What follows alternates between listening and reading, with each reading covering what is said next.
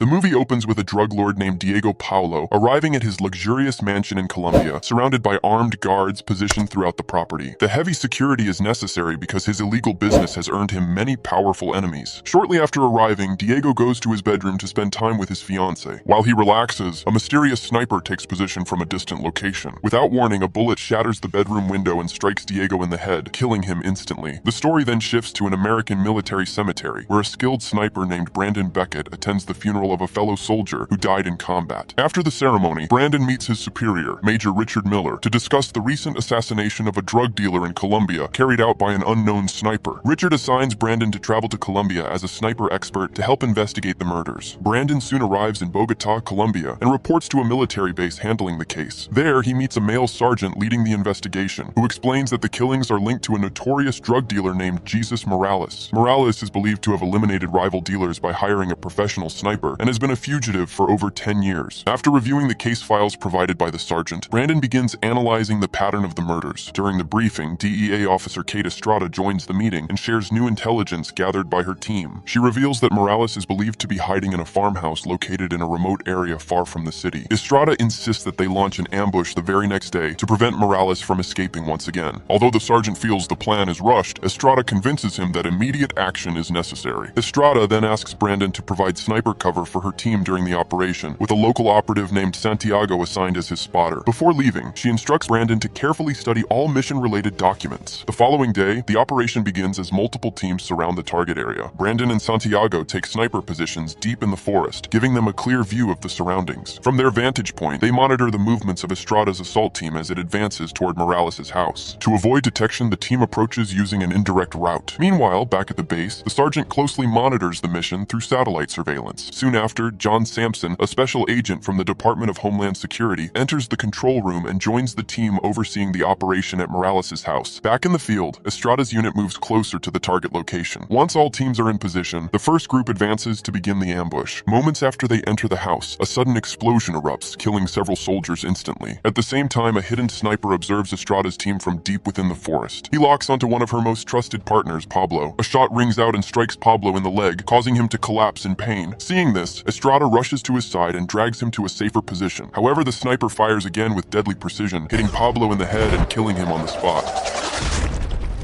After the sniper attack, Brandon and the others emerge from their concealed positions to check on Pablo. Brandon quickly realizes that the entire mission was a trap set by Morales. He concludes that the shooter must be a highly trained professional, as he was able to land 2 precise shots under pressure. The bullets used are also rare and not easily accessible to ordinary criminals. Following the failed operation, Estrada and Brandon meet with the sergeant and Sampson to analyze what went wrong. They agree that Morales must have known about the plan in advance and prepared the ambush accordingly. Later that night, Brandon and Santiago head to the DEA dormitory, where they will be staying during the mission. As they move through the building, they remain alert, guarding against a possible sniper attack. During this time, Brandon reflects on the tactical mistakes made during the operation and studies the type of ammunition used by the enemy sniper. Meanwhile, Estrada continues to struggle with the loss of Pablo. Seeking answers, she goes to a nightclub to meet a contact. Inside the club, a man harasses her, and she quickly knocks him down. Shortly after, she meets Carlos, a secret informant who has been feeding her information about criminal groups, including Morales. Carlos reveals that Morales hired a legendary professional sniper known as El Diablo, or the Devil, to eliminate his rivals. With their deaths, Morales has risen to become the most powerful drug lord in Colombia. Carlos warns Estrada to stay away from the operation, saying that once El Diablo targets someone, their life is in serious danger. Despite the warning, Estrada refuses to back down, especially after losing her closest partner to El Diablo. Carlos understands her resolve and promises to provide more information about Morales and El Diablo as soon as possible. At the same time, Brandon rushes to the roof of the dormitory after Santiago reports seeing a reconnaissance laser aimed at the building. Realizing that Brandon is ready for combat, El Diablo becomes even more determined to kill him. Guided by Santiago's directions, Brandon finally spots his target. Using their expert sniper skills, both men fire at each other almost simultaneously. El Diablo narrowly avoids Brandon's shot, while Brandon quickly takes cover the moment El Diablo pulls the trigger. From this brief duel, Brandon notices that El El Diablo is using a different type of ammunition than his own. The following day, Brandon, Estrada, and the sergeant hold a video call with Richard, Brandon's superior. Richard explains that El Diablo is using a high-tech smart bullet capable of changing direction and detonating on command. He also reveals that this advanced ammunition was developed by the United States Department of Defense. Meanwhile, Morales relaxes at his headquarters with several Bogota gang members while playing billiards. After losing a bet, Morales points his gun at a gang leader named Manolo, who won the game, terrifying everyone present. Another thug named Victor is clearly shaken by Morales' behavior. Moments later, Morales lowers the gun and claims he was only joking. Soon after, Morales is informed that Brandon and Estrada are still alive. Angered, he leaves the room and attempts to contact El Diablo. When Morales reaches his private quarters, he finds El Diablo already there, aiming a gun at him. El Diablo demands payment, but Morales refuses, stating that the job is unfinished. Morales orders him to kill Brandon and Estrada immediately if he wants his money. At the same time, Estrada, Brandon, and Santiago travel by taxi to investigate El Diablo. Suddenly, Estrada receives a call from Carlos, who provides the address of El Diablo's girlfriend. They immediately change course and head to the location. On the way, a truck slams into their vehicle at an intersection. Morales' men then surround them and open fire. During the chaos, Santiago is fatally shot and dies at the scene. Amid the attack, Estrada secretly heads alone to El Diablo's girlfriend's house without informing Brandon. When she arrives, Manolo and his men confront her as she attempts to force her way inside. Outnumbered, Estrada fights back, but is eventually cornered.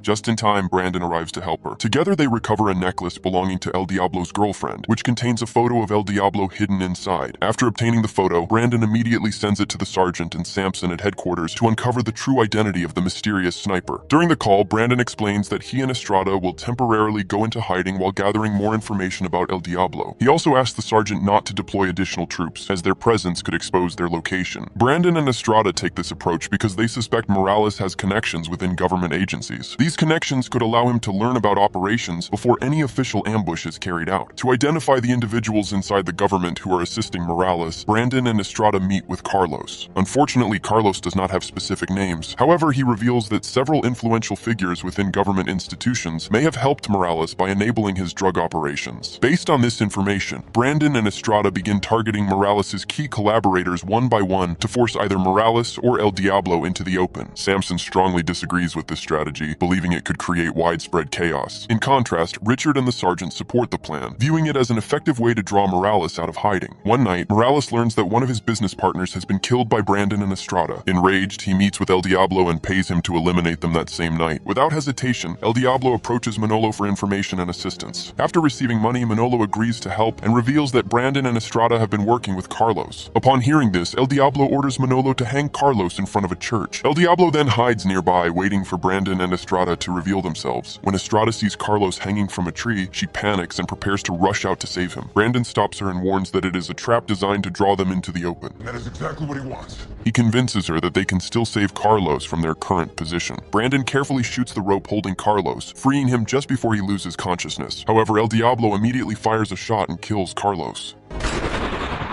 The next day, Brandon and Estrada attend Carlos's funeral alongside grieving local residents. During the service, Brandon notices suspicious behavior from Victor and decides to follow him. After some resistance, Victor agrees to cooperate and reveal the location of Morales' headquarters. He admits that Morales ordered Carlos's death. Using Victor's information, DEA forces launch an ambush on Morales' headquarters. The operation proceeds smoothly, and Morales offers little resistance before being taken into custody. Shortly after his arrest, Morales is taken by Samson to Miami to face trial at the United States Attorney's Office. At the same time, El Diablo arrives in Miami under a false identity and successfully passes through airport security. Meanwhile, Brandon and his team prepare at the airport for Morales' transfer to the prosecutor's office. During this time, Brandon meets with Richard, who presents the latest smart bullet developed by the military. Richard explains that this version uses more advanced technology than the one El Diablo has been using. He also reveals that El Diablo is a former soldier who once worked for the United States Department of Defense. According to official records, 100 smart bullets went missing, and El Diablo is believed to have taken them. Elsewhere in the airport, El Diablo settles into a room and begins assembling his sniper gear for another assassination. Meanwhile, Morales is hooded and escorted by several officers from a secured room toward a vehicle bound for the prosecutor's office. When the first convoy departs, Samson questions why Brandon and his team are not accompanying it. Brandon then reveals that the convoy that just left is a decoy. He explains that the man in that convoy is not Morales. The real Morales, he says, will be transported separately in a white van leaving shortly. Inside his room, El Diablo receives orders from a government an insider to kill Morales before he can expose officials involved in the drug operation. At the same time, Brandon and Estrada position themselves across from the building where El Diablo is hiding. Estrada keeps watch on the initial convoy, while Brandon lines up his rifle toward El Diablo's location. After receiving a message revealing that Morales is in the white van, El Diablo shifts his aim and waits. When the white van exits the airport, El Diablo opens fire, riddling it with bullets. Several armed men also emerge and shoot at the van to ensure everyone inside is dead.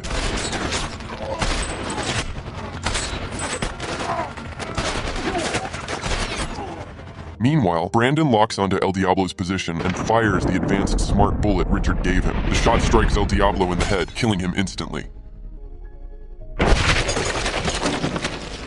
As the chaos settles, it is revealed that Morales survives because he was actually inside the first convoy. The white van targeted by El Diablo turns out to be empty and remotely controlled. This entire operation was a calculated plan designed by Brandon and his team. The goal was to expose Samson as the true traitor who worked with Morales in the drug trade. Samson had ordered El Diablo to kill Morales to protect himself and prevent his own name from being revealed in the case. When Estrada hears Samson's explanation and sees that he feels no remorse for his actions, her anger explodes. Still grieving the loss of her closest partner, she strikes Samson in rage. By the end of the operation, Samson is officially arrested for his crimes. Richard commends Brandon and Estrada for their skill and determination in uncovering the truth and bringing the case to a close. Satisfied with the outcome, Estrada leaves the scene alongside Brandon. The story concludes with a clear message. The most dangerous enemy is often the one hiding in plain sight. If you enjoyed this movie breakdown and want more clear and exciting explanations like this, make sure to subscribe to the channel and stay tuned for the next video.